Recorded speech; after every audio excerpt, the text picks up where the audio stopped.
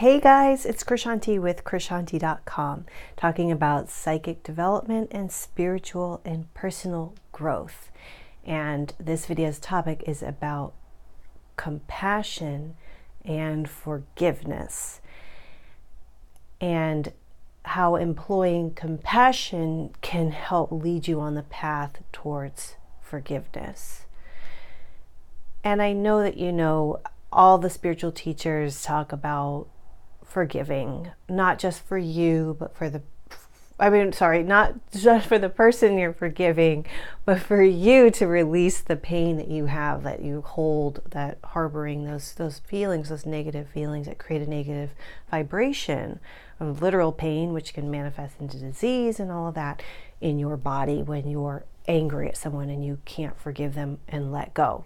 Whether or not that forgiveness happens in person or you're just doing it in your mind. But one of the easiest ways to get there is to cultivate as a practice the art of compassion. And the art of compassion is so helpful on so many levels because it eases the anxiety and tension that comes from not so great interactions with other people. It kind of softens the flow of the way things are going, like just the energy. And it is definitely a gateway and portal to love, which, as we all know, is the highest vibration of all. So how do you cultivate compassion?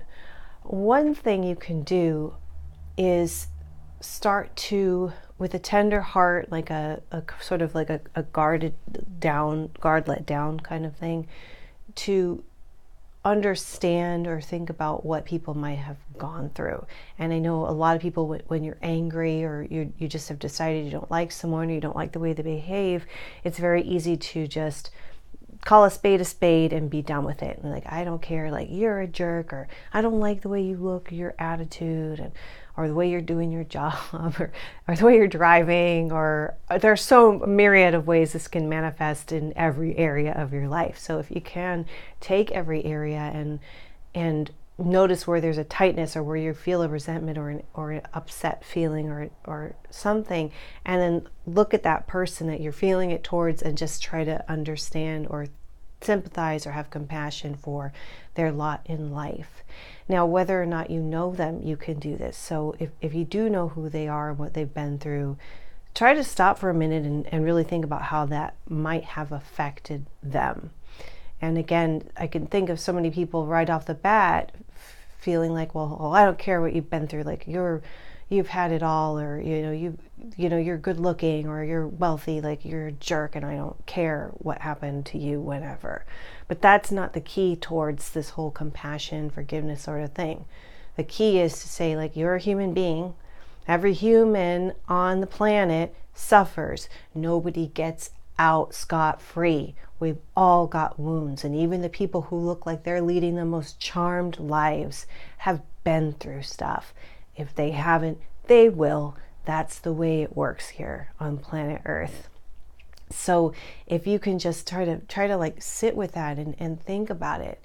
Think about how they might feel about themselves. Think about, just maybe they're having a bad day, like right when somebody starts to do something that incites anger, if you can just think, well, they're angry about something else and I just happen to be here and it's being directed towards me, this negative interaction, you have every right to step back and not participate, or to say, I know whatever you're going through, like, I don't need to be a part of this, and like just kind of walk away without being angry.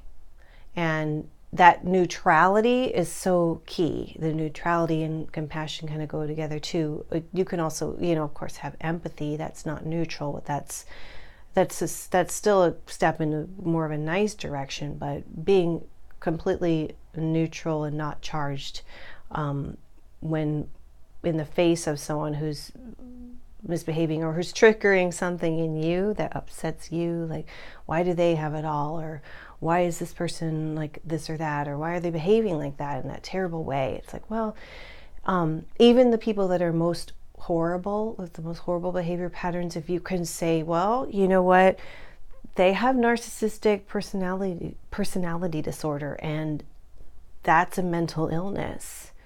If you can just understand, like, okay, this person literally is mental and has a lot of rage and crazy emotions, you know, and just neutrally say, like, I'm sorry, like, that's a terrible thing to go through life, being like that or having that. That will help you kind of sort of release that too. And then, of course, having that compassion towards everybody you meet. And it's almost like looking at everybody as if they're a friend, even if they're projecting an adversarial energy. Perhaps that's supposed to help trigger you to move in a different direction. You know what I mean? But if you can just think of everyone as like, we're all in this same boat. We're all here in this three-dimensional place. We're all dealing with stuff. That will help progress. And then you'll start to realize you can look at the people that did you wrong or that really hurt you. And I know I talk to people all the time, and I have been for a long time in the work that I do. I know what goes on. I know what kind of pain people suffer through, and I know how bad it can be from the people I talk to and from firsthand experience of having suffered myself. So just kind of sitting with that can help you soften and sort of release, especially with people you feel like shouldn't have behaved the way that they did, like people in authority or parents. You know, if you can just think, oh, well, what were they going through? Like what must it have been like for them? That compassion can lead to so much forgiveness. And that doesn't necessarily mean that everything's always going to be okay and sunny and rainbows and unicorns and like hunky-dory, everything's la da da da da. But it means that you kind of can release yourself from the agony and torture of having that negative feeling or being upset or letting that person upset you.